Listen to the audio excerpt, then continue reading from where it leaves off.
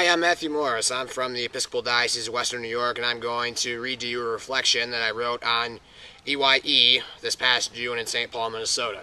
The title of it is Western New York at EYE 2011, also known as The Impossible Dream. Seth Gregg, Emma and Tara Johnson, Bradley Tauby, Quinn Haggerty, Donald Burns, Nathan Place, Patrick Morris, my brother, Megan Krozik, and myself all went into Buffalo's airport on Thursday of the week's mid-afternoon in a great mood. Led by Paul Chunka, Caitlin Koziel, and Jennifer Seifelt, our adult representatives, we were all pumped and ready to go for Minnesota. It had been months since we started preparing for this trip, and finally, those months were past and it was finally go time. After Patrick said Donald and myself all had dinner at the airport's anchor bar, which my brother joked isn't an anchor bar at the airport, it's an anchor bar that has airport terminals, we went back to our terminal to find out that our flight had been delayed by about an hour, but we were so pumped and hyped for it, we didn't even care, to be honest. When we got on our plane and left Buffalo, one of probably the funnest plane rides we've ever experienced began. This made it go by really quickly, and it was also a lot of fun. However, that awesomeness came to a somewhat shrieking halt when we reached Atlanta. Since we were an hour late to our flight, reaching Atlanta, our flight to Minnesota was gone by the time we touched down. Since it was by law the airport's responsibility for us being late, they sent us on the most whirlwind trip that we were all about to experience ever. They gave us tickets first on a flight to St. Louis, Missouri, and there we spent the night. My God, what a time that was. St. Louis had recently been hit by a tornado, so the airport was hit hard. All the focus on the airport was going to repairing the tornado damage, so to say the least, the inside of it wasn't very clean. We didn't have food in quite a long time, and it was too late, to order pizza from any place, so Paul, our leader, bought out the store salad and bagel shop, and that was our dinner at about 2 in the morning. We didn't have much to do there, and since it was 2 in the morning and there was no other people in the airport besides security, Patrick, Seth, and I went for a run in the airport terminal. From where we stayed at the end of one of the terminals all the way to the front gate, it was about 3/4 of a mile. We got to the point where we were so tired, we got something known as a sleepy ha-has. It's when you're just to a point where you're so ridiculously tired, even the simplest things make you laugh. So we were all sitting around having dinner, right? And Patrick randomly says, "Hey guys, we're in St. Louis." And next thing you know, 5 seconds later, everybody in the group's laughing like we were on gas of some sort. I slept on a couch behind an old dusty desk at the gate that wasn't being used anymore. So that shows what kind of overnight facilities we had there. And we woke up the next morning until about 9 o'clock, where we got on a flight to Milwaukee, Wisconsin. We arrived there about 10 in the morning.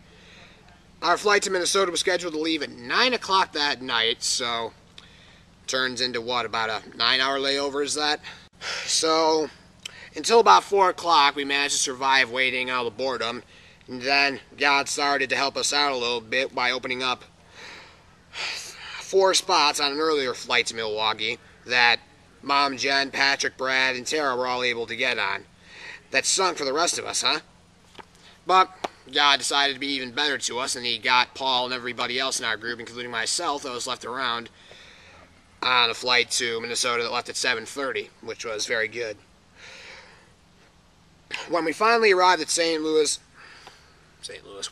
Minneapolis' airport, pardon me, when we walked in, Seth fell to the ground and started weeping because we finally made it, and I could not blame him for it.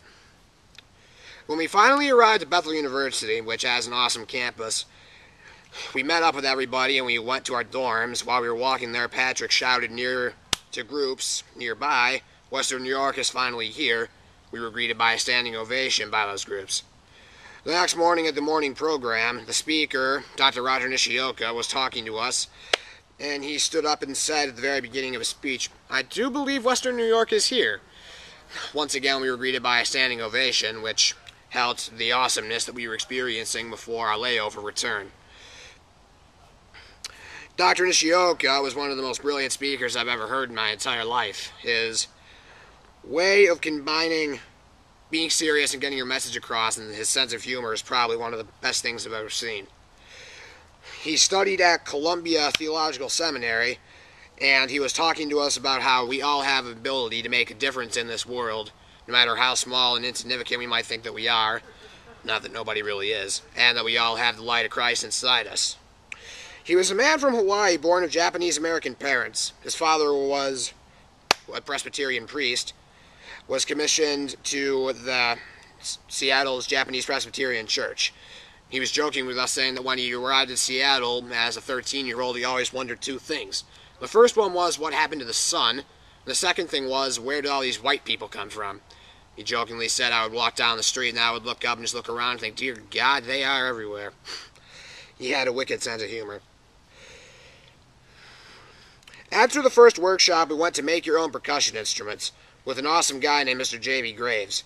We went to the Habitat for Humanity construction site across the street and we got random things to make percussion instruments out of. And these ranged from anything from old 2x4s to containers that had caulk inside of them to anything that you could possibly imagine.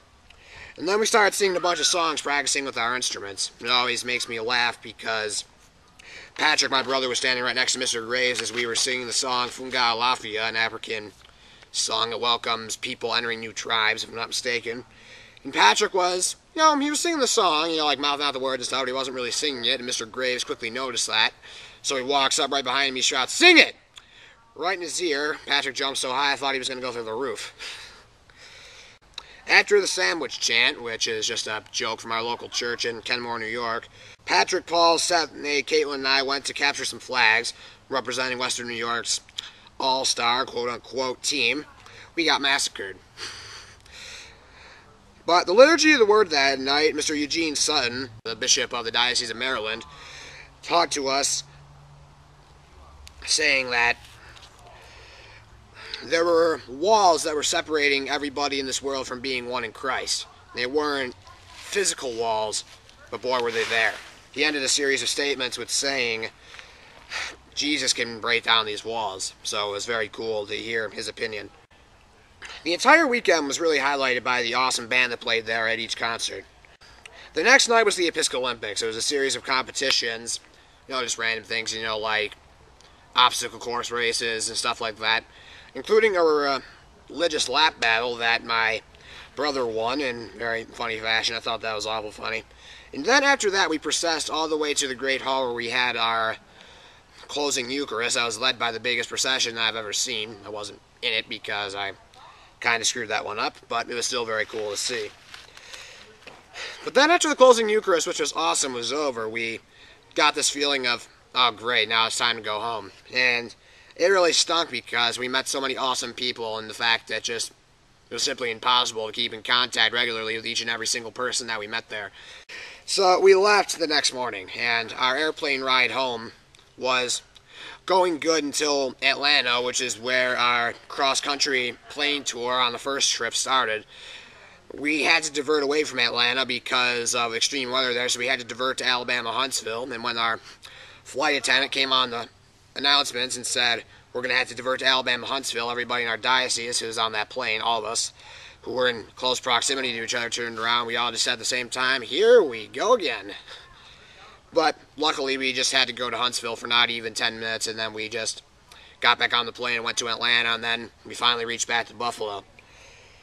On the ride home from the airport at close to 2 in the morning that night, I was talking to my mom about the fact that we'd never see a lot of those people again. And she looked at me and she said, well, you might never see them again physically, but no matter what the circumstance, you'll always be connected by your faith. And that really spoke to me.